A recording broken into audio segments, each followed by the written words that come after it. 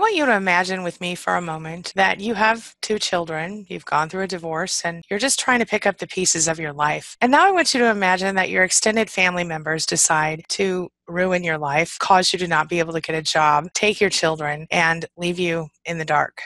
That's exactly what has happened to Nalona, a woman who reached out to me recently, just begging for help. In this video today, I'm going to hopefully give her some of that help and share with you her tragic story. Maybe we can help her get her kids back home. Let's talk about it.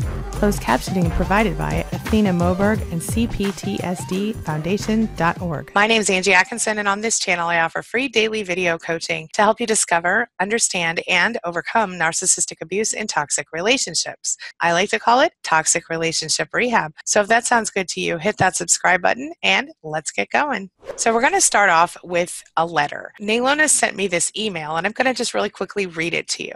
She says, "Hi Angie, my name is Nalona. I desperately need help, or rather my children need help. They are the reason I created a website, and it's scapegoatnomore.com. The site includes a GoFundMe campaign because I can't afford an attorney. And what is happening to my children is so bad that they are both suicidal now. My daughter's only 10 and has never had a care in the world before this, aside from what new Beanie Boo she wanted. Now she wants to die. Please take a few minutes to look over my site and please listen to the recordings. If you could help in any way, maybe bring attention to my campaign. I swear I've aged 5 years in the last 2.5 months because of the anxiety and stress of worrying and working on getting back on track. My heart is so heavy. I can't sleep or eat or barely think straight. This is an email from my son. He had to sneak to send to me because his aunt has cut him off from any kind of contact with the outside world and convinced his teachers and cousins to guard him like a hawk. A few days prior, he had sent an email that just said, 'Mom, help us,' in the subject." Well, as you can imagine, this had me curious, and I went on to read the next email from her son.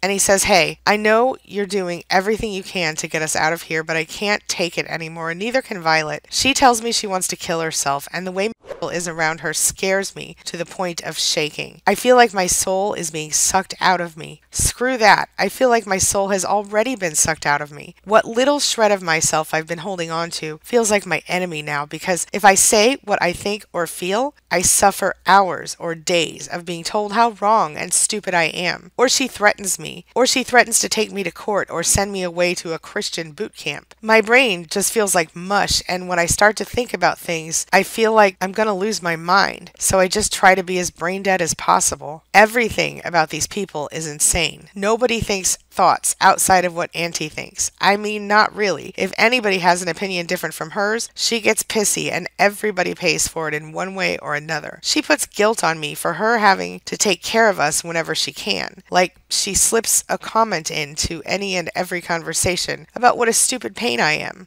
Could say he's hungry, and she could find a way to insult me in her reply to him. I'd like to talk to some people other than these people. Some old friends or anybody else really, but we can't do anything online because we might be trying to talk to you. Violet misses her friends a lot. She would feel so much better if she could just play Roblox, but she can't because you could get on Roblox and talk to her. I would be a little happier if Violet could just play Roblox because I know it would make her happy again. I mean, she laughs and jokes around, but she's not Violet anymore. Not the bubbly, happy Violet we know. My heart hurts and my brain is screaming all the time. I'm not trying to make you feel bad or stress you out more, but I don't know how much longer I can cope here. Just please hurry and make something happen before I have to pitch the last minuscule piece of my soul. I love you and miss you a lot. We both do. Violet misses the pets like crazy too. She's scared that Gracie will die of old age before we see her again, or Chase or Shaka. I try not to think about these things because it's really sad. Bye. Love you." Now, my response to her email was real. And I didn't respond until after I took a long, hard look at her website. With a heavy heart, I started, "Dear Nalona, we have many parallels in our stories. Even our kids are similar ages. I have a 15-year-old son and a 11 tomorrow-year-old daughter still at home, and all I can say is that there's a lump in my throat and my heart hurts for you and your beautiful kids. The idea that she's taking part of their precious childhood away from you makes me angry on your behalf. I cannot believe they have allowed this. You have no choice but to fight, and I have no choice but to do as much as I can to help." It was honest and it was heartfelt. I'm not going to read you the whole thing, but But essentially, what I said to her was, I'm so sorry. I've also experienced a similar type of treatment from family, but I was a little luckier than you. My family didn't succeed in trying to take my children, but I want to help you. So I asked her to talk with me, to send me some information, and she did that. And today I'm going to share with you her story. So take a look. About 2 years ago, my children and I moved into an apartment, and shortly after, I began getting sick and sicker and sicker. Months went by, and my condition only worsened. Towards the end of my lease, I noticed some mold growing on the walls around the vents. I shined a flashlight inside the vent, and there was black mold lining the vents. I can only assume that's what was making me sick. I have severe allergies, and I nearly died as a child from it. I was having difficulty even getting my children to school, and I was in desperate need of help. I was very hesitant to ask my family because of our history and their tendencies to physically abuse me and to try to take my children from me. However, I was concerned as to if I was going to pull through, and I had nowhere else to go. So I asked my parents for help. They let my children and I move in with them. This was meant just to be temporary, long enough for me to recover and find new housing. Shortly after we moved to my parents' house, my sister came from Washington on a Greyhound with her 2 sons to visit my parents and her other son, who has lived with my parents for, I believe, 6 years. During the time that my children and I were in the apartment and I was getting sick, my son was having issues, was having gender identity questions. I took him to a therapist for this, and the therapist actually specialized in that particular teenage issue. And I also took him to another therapy center during the time that my sister was there, and my son got to spend time with her youngest child. It was a relief for me because my son really enjoyed his company, and I was thankful for the distraction for him. My parents have always been somewhat cruel to my son, ever since my daughter was born anyway. He has been sort of ostracized and picked on since then, especially by my mother. So I agreed to let him go for a visit to Washington, and that's all it was meant to be. He was not moving there. I was not recovering quickly. I was still very ill. My sister had led me to believe that where she lived was a rural country setting. She described it as being a beautiful, wild terrain. Unfortunately, Nalona told me that was not the case. And my son was really into bushcrafting and learning survival skills. So with all these factors combined, he had been struggling with some issues. It was good for him to be around a boy. I pictured her living in this beautiful country setting, and I didn't want him around my parents, so I agreed to let him go. My sister promised me that she would take him to the bus station whenever I requested her to do that. About an hour after I left my son at the bus stop with my sister, my son called me and told me that he didn't think it was such a good idea anymore. He was being very vague, and it was hard to understand him. And I thought that he was nervous about being that far away. So I told him to just give it a try, and I assured him that if he didn't like it, that he could come back at any time. Throughout the trip to Washington, he called me several times saying the same thing. What I didn't know was that as soon as I left him with my sister, that she changed. She was deliberately interrupting his phone calls with me. She was monitoring everything he said, hovering over him, and wouldn't allow him to go off where he could talk in private with me. I didn't know this for quite a while, because when he got to Washington, she continued the same behavior. Every time I tried to speak with my son, there was an interruption. He had to get off the phone for one reason or another. Over the course of a few weeks, he began getting in trouble after speaking with me. And it took a while for either of us to figure out what was going on. But a few weeks after he was there, my son began to express depression. We noticed that after he would speak with me, he would be in a better mood. Whenever he got off the phone with me, being in a better mood, it seemed to put my sister in a bad mood, and he would be treated badly. My son ended up spending a year there. The reason that my son was there that long, there's not just one reason. The first reason is because when I spoke to my family about him coming back, my parents told me that he was not allowed to come back to their house. I had to find housing before I could bring my son back, despite him being terribly depressed. When I did find housing and began to move my belongings out, my mother stood in the doorway, physically blocking me, and began screaming at me. She made threats about my children, and because of her history, I knew that she was good for her threats, and I knew that I would have to play her game. I would have to go along, not rock the boat, and not challenge her in any way. And I knew that if I wanted to get my son back and get myself and my daughter out of their home safely, I would have to come up with a solid plan, and I would need help. There are things that my mother does. My mother has a way of very covertly controlling everything. And while I understand that this doesn't make sense to anyone that comes from a remotely normal family, my mother didn't want me to move out. She didn't want me to work. She didn't want me to have money. She didn't want me to have my son back. The way it works in my family is whatever my mother wants is what my mother gets. And so my father and my sister were stepping in line, being obedient to her wishes. Anytime that I challenged my mother, I was met with hostility, and because of the physical abuse that I have suffered, this time around, when either my mother or father would try to corner me, as they have done in the past, this time, even though I was on the second floor, when they tried to corner me, I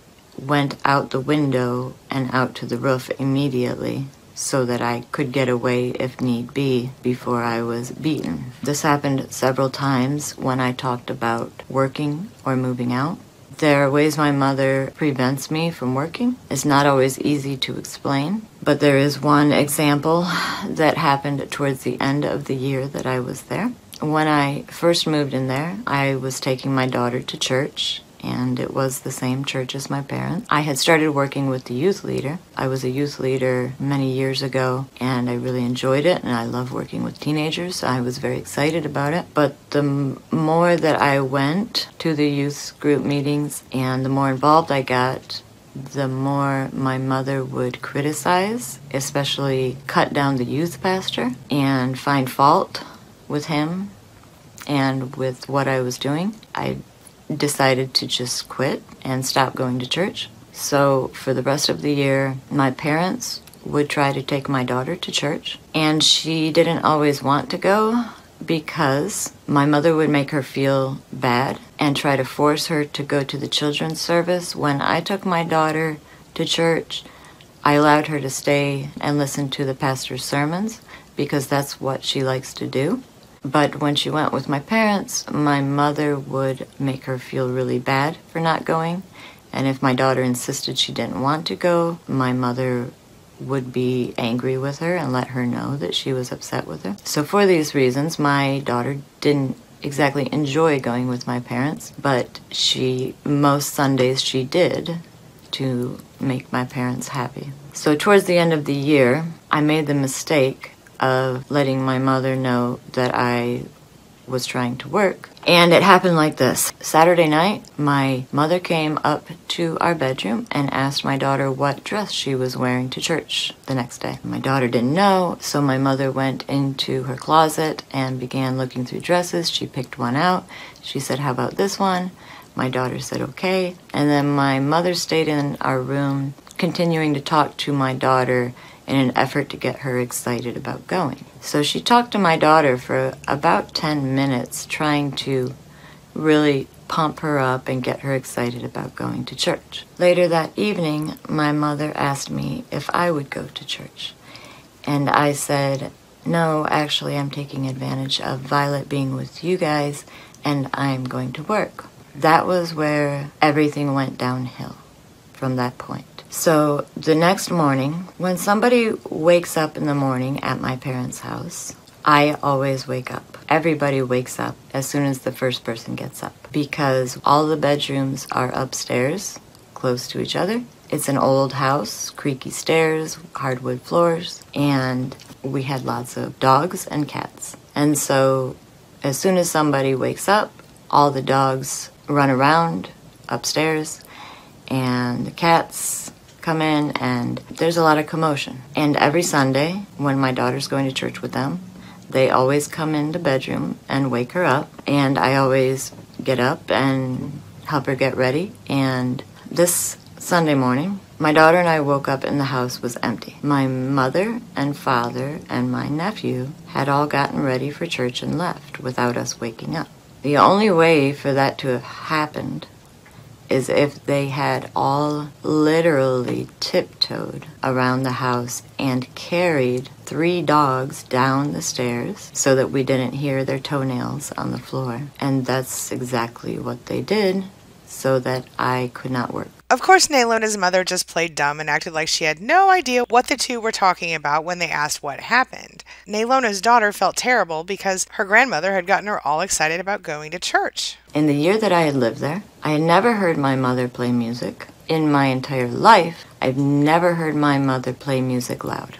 But the following Sunday after that one, she turned on some gospel music at about 7 o'clock in the morning, which was about an hour earlier than when she normally gets up. And she cranked it full volume, so loud that the walls were rattling. This is the psychology of my mother. That was her way of rubbing it in my face that she prevented me from working and that she's in control. Since she realized it was not going to get any easier, Nalona decided now was a good time to try to get the correct amount of child support since her ex-husband hadn't really been paying quite enough to support the children. Nalona said it was safer for her children if she just left it alone. This was because Nalona's ex-husband had also been abusive, so she hadn't said anything up to this point. However, when they did decide to go to court, Nalona's ex-husband claimed that he was going to file bankruptcy, and while the judge did award her an additional $600 per month, she didn't receive the first payment. When she called the child support office, they told her this was due to the fact that her ex-husband had filed bankruptcy. So I told my family this because they were all wanting money from me and I didn't have it. But shortly after that, the child support did start coming in and it was increased. So there had just been this momentary lapse. So I didn't tell my family. This was my opportunity to get out and get my son back. From the moment Nalona told her mother that she was working, the tension in the house became palpable. And since she was working nights, this made it much harder. I waited for everyone to fall asleep, and then I would sneak out to go work. It's crazy. Nalona's new boss had a home that he was willing to let her and her children move into with no security deposit as long as Nalona was willing to clean the house. This, she said, is what she was doing at night. That is, in addition to her day job. I hauled out loads and loads and loads of trash. It was no easy job. Bottom line, the inside of the home was disgusting, and it took Nalona a very long time to get it done because she could only sneak away for a few hours each night. Not only had tension arisen in my parents' home, but also 2,500 miles away in my sister's home. And my son was bearing the brunt of all of it. My son could do nothing right. For no reason, he was just harassed and in trouble. So one day my son called me highly distressed and told me that my sister had been following him around screaming stupid and idiot at him. She wasn't saying anything else. Nalona's son Carpenter specifically asked his aunt repeatedly to explain what was wrong, why she was so upset. She just kept yelling stupid and idiot. He said she won't say anything else. She's just yelling the single words, stupid, idiot, repeatedly, over and following him around. It was insanity. And then she began shoving him against the walls and shoved him all the way down the hallway and out the door and then locked it. After having been shoved out of the house, 15-year-old Carpenter was forced to sleep outdoors that night during one of the biggest heat waves of the year. And he didn't have a penny in his pocket. He didn't have any water, and he slept under a boat that night. In desperation, Nalona called the police, she called CPS, and she called 911, she said, because CPS and the police wouldn't help her. And the next morning, when Nalona's sister did let her son back in the house, she still continued to call CPS because she was very concerned for his well-being. I continued to keep calling the police and CPS, asking them, begging them to please go check on my son and to please speak with him away from her, speak with him alone. But they wouldn't do it. Nalona said that after weeks of negotiation and a lot of manipulation from her sister, it was agreed that she would purchase a ticket and her son would come home the next day. Her sister agreed to take him to the bus station. Apparently, according to Nalona, her sister must have believed that Nalona planned to borrow the money from her father. And when she found out that Nalona was actually going to buy the ticket, all the drama ensued. My son calls me,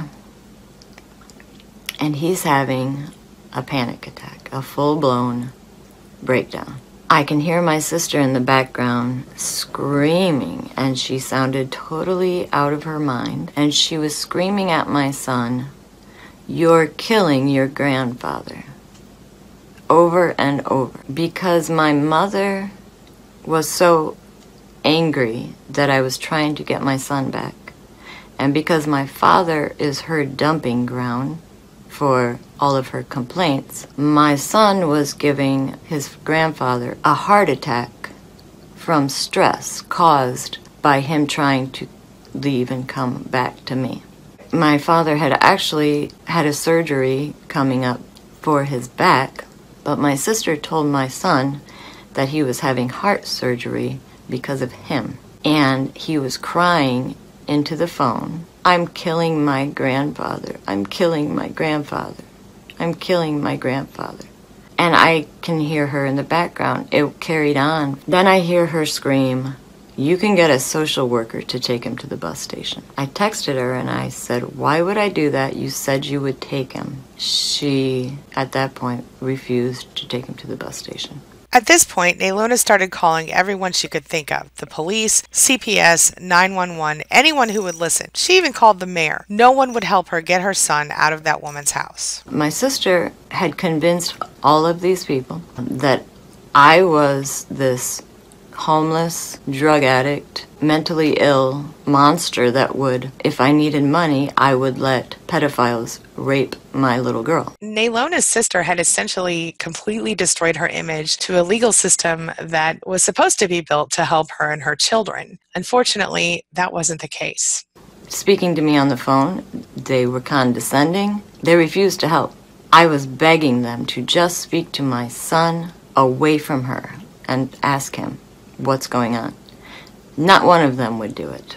Nalona tried to rent a car in order to pick up her son, but she was turned down because she didn't have a credit card. She would have taken her van, which had been in pretty good shape up to this point, except that something happened and now suddenly it just wasn't firing right. And despite the fact that she had a lot of experience figuring out misfirings, it didn't help in this case, and unfortunately she was left without a vehicle that would take her safely to pick up her child. Would her parents, who clearly had shown that they didn't want Nalona to have a job and that they didn't want her to get her son back, would they really go so far as to sabotage her van so she couldn't go pick up her child? My son called me again in the same predicament of she's screaming in the background and he can't handle any more of it. He's having a total breakdown. I hear her demanding he give her his phone. And this is when things got really scary for me because I knew what could happen if I lost communication with my son. So I hear her screaming at him to give her his phone. And I said, "Don't, Carpenter, don't do it." I heard what sounded like she attacked him. And I said, "Carpenter, run to the police station." I knew it was close by the house there. And I said, "Don't give her your phone, run to the police station." So it's what he did. And I heard what sounded like a physical altercation going on. And I listened as he was running and running and running. And then he got on the phone and he said that the police station door was locked. He said that it was closed. And so I got off the phone with him for a minute and I called the police department and told them my son was out there, he needed help, and they said that there was a bell that he had to ring. And so before I could call him back to tell him that, my sister sent me a text message saying that she reported him as a runaway.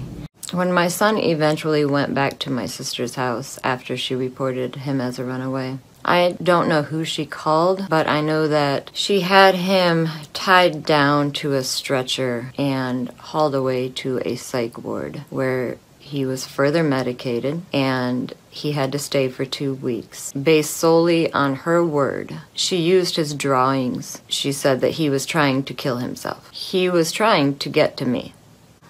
He was trying to get away from her. He was trying to get help, is what he was doing. And when he finally went back from exhaustion, heat exhaustion, hunger, that's what she did to him. And the reason she did this was so that I could not find him and get to him. And so that when I would have to contact her to find out where he was, that she could then kidnap my daughter, which the police assisted her in doing, with no evidence to support her claims whatsoever. None. And they required no evidence for him to be tied down to a stretcher, medicated, and stuck in this place for 2 weeks, which is exactly what my parents did to me when I was much younger than him. I knew exactly where she was going to go with that. I knew exactly what she was going to do. So I told him, don't go to the police, go to a friend's house. So he went to a friend's house, and he hung out there for a while, but he couldn't stay the night. So before nighttime came, I went and got my daughter out of school, and I began the 2,500-mile drive to Washington because my sister wouldn't put him on the bus. During that time that I was driving, I was trying to get hotels to let me pay over the phone. I was trying to get restaurants to let me pay over the phone. Halfway through the trip in Nebraska, my engine blew out. There was no fixing it.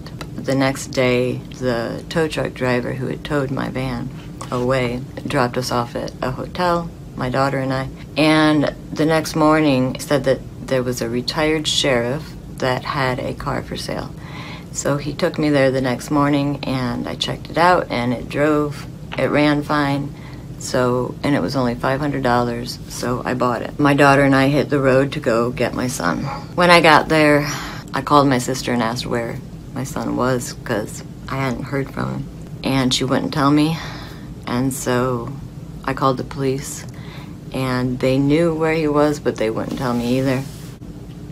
The police ended up calling me and telling me my son was at the police station, and that I just needed to come and sign for his release. As you might imagine, it wasn't so easy, and life was about to get a lot harder for Nalona and her family. I should have asked to speak with my son, but I really didn't expect that they would just be lying to me. And I was so excited. I was so darn excited to get to my son, just to give him the relief of being with people that love him and care about him, and give him the relief of just loving him, just giving him a hug. So my daughter and I walked in the police station door, my daughter holding my hand, and the second that we walked in and the door shut behind us, one police officer grabbed my daughter, like violently grabbed my daughter, ripped her away from me into another room. And it scared my daughter. I mean, it scared her bad. And the other police officer grabbed me and pushed me into another room and was doing that, their chest up in my face, looking down, screaming at me because I was verbally trying to defend myself. Like, what's going on? What are you doing? Stop. Like, what are you doing? And the other police officer came in there, so there was two of them in my face screaming at me that I needed to shut up and sit down, and that if I said another word, they would arrest me.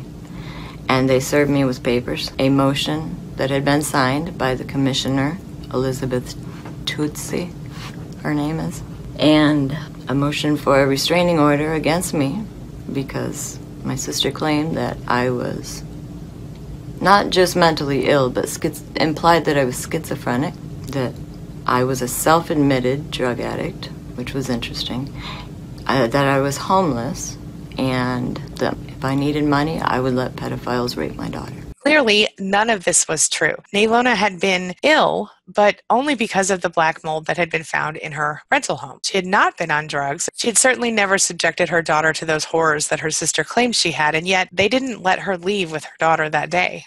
So I spent the next 2 weeks, I couldn't leave because there was a hearing coming up. I spent the next 2 weeks in shock. I spent 1 week in a hotel because I had run out of money, so I couldn't leave by the time the hearing came around.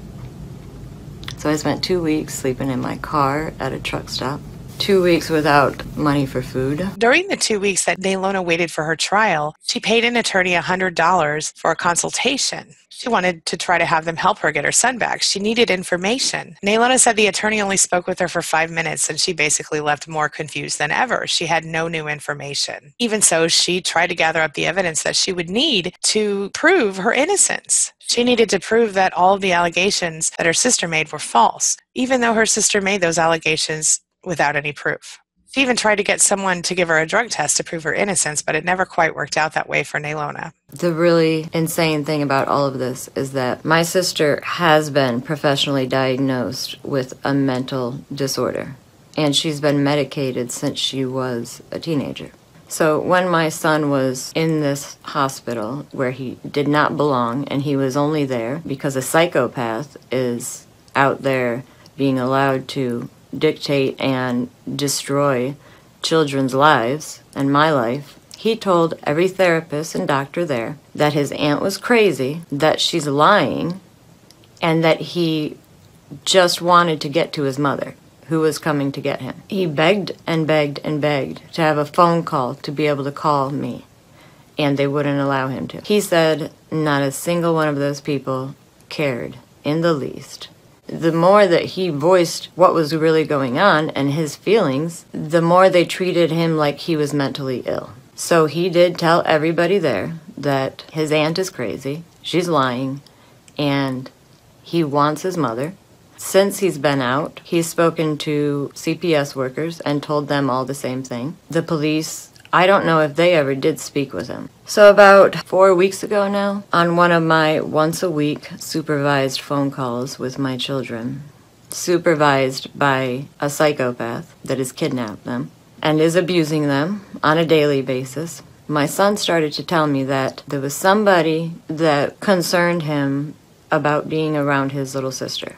He said that it scares him to the point of shaking, the way that this person acts around his little sister. I asked him who, and he couldn't say. And I started to tell him that he needed to tell somebody at school, or somebody aside from me. And when I started to tell him that, my sister hung up the phone.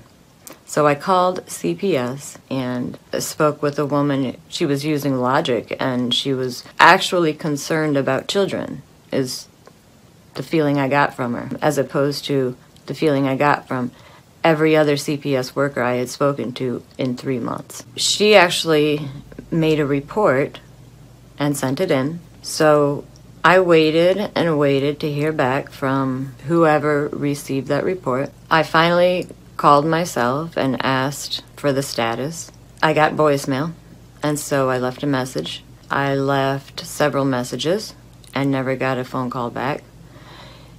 And so then I called the supervisor, and she was reluctant to speak with me, but she finally did. This is what transpired from me calling and making a report that my son told me on my supervised phone call that he's concerned about somebody. He didn't say it, but it was very clear what he was saying, that he's concerned that if my daughter's left alone with somebody in this house where he's living, that she could be molested. When I tried to tell him to tell somebody, I was hung up on. So that was the report. And what transpired from that was the CPS worker assisting and educating my sister on how to take my son to court to force him to be more obedient, or else he gets put in juvie. That's what happened. So every time my children reach out for help, every time they talk to an adult or somebody who's there to protect children, and they tell them what's going on, they tell them that they're scared of her, that she's crazy, that she's lying, that they want to go home, and they're met with punishment, punishment, punishment. Being tied down to a stretcher and taken to a psych ward for 2 weeks and medicated. For trying to get away from a psychopath that is not only physically abusing them, but psychologically abusing them.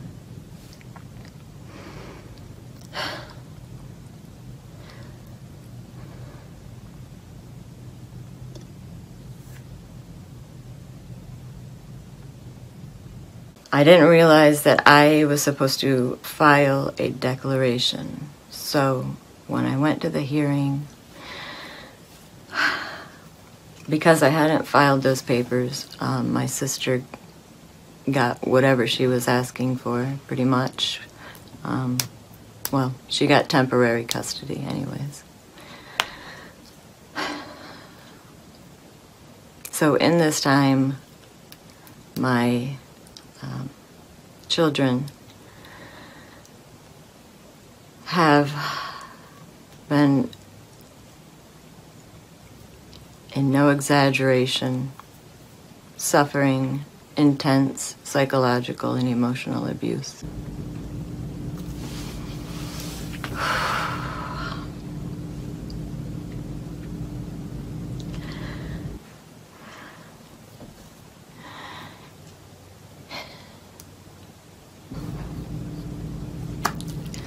The bottom line here is this family needs help. And if you noticed Nalona's face, if you noticed her voice, you know that's the face and the voice of someone who's been traumatized. And she doesn't deserve it. Her children certainly don't deserve it. The letter that her son wrote to her broke my heart because it reminded me so much of the way that my own child would speak to me. It was the same sort of language. And to me, that says she and her child were close.